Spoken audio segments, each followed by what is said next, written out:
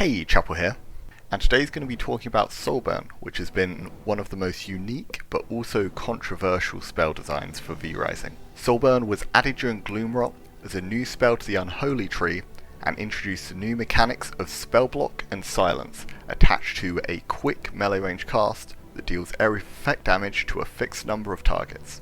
In its initial release, it was clearly overperforming and a highly popular spell that was most oppressive towards newer players that did not know how to play around the spell block mechanic. And combined with this, it had the jank of also silencing spells that had already been pressed but not finished casting, which made it very frustrating to play against. Following shortly after the Gloomrot release, Soulburn and Ice Block became the only spells to receive noteworthy balance changes during Gloomrot, with both receiving nerfs. The ones to Soulburn nerfed its silence duration, and the change of increasing the duration on its jewels actually bugged it to no longer make the jewel effect work, meaning it nerfed it further.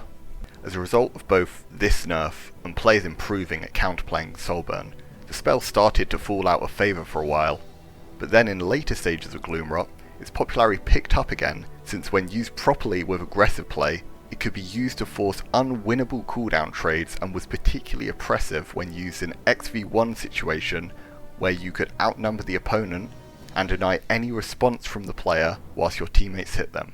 An added bonus to the spell is the fact the buffs provided by jewels were so insignificant that you could comfortably use the spell as soon as it was unlocked without having to rely on getting good jewels for it first. The only thing keeping Soulburn in line from being dominant at this point was the king of the meta, Phantomagus, being a spell that completely countered everything Soulburn does, by offering both pushback and a huge shield uptime that could prevent Soulburn's usual strength of being able to force damage trades. Now, in 1.0, the jewel for silence duration has now been fixed, but the frustration caused by Soulburn was taken on board by Stunlock, and it received major nerfs to its cast time, taking it from 0.2 to a sluggish 0.5 second cast. Given how big of a nerf this was to Soulburn, it was now assumed by many to be written off as a bad spell.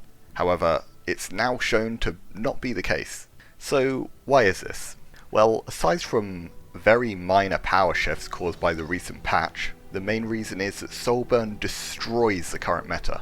I mentioned before how Aegis is the only thing previously that could keep Soulburn in line, and as this spell received massive nerfs as well to its uptime that made it so oppressive during Gloomrot, it has fallen a bit out of favour as well.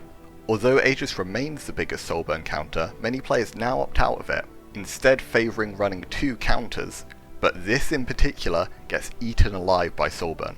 So in summary, despite the nerfs the spell itself has gotten, this is arguably the best Soulburn has ever been because of the current meta.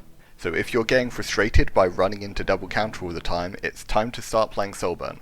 If you're playing a wipe, you can get it as early as Krieg from Ironmine, so grab it when you can and go make some double defensive players cry. That's all from me. Hope you enjoyed and have a great day. I'll see ya.